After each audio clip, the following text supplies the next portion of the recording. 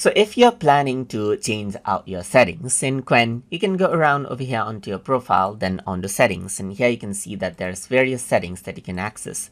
But there's a lot of settings and you might be confused which settings as well.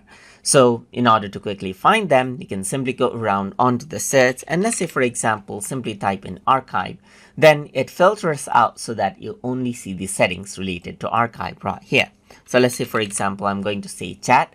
Then it simply goes ahead and then gives the settings for chat right here. So let's say, for example, language right here, then it only lists out the settings right here. Just go around, press backspace, and then you got all the settings right here, just like this, as you can see. So let's just go around and say account. Then it simply gives account related settings. Password, then it only gives password related settings right there. And that is how you can actually go ahead and search out for the specific settings that you want inside of Qwen. So I hope you guys learned something as always. And as always, please like, comment, share, and subscribe.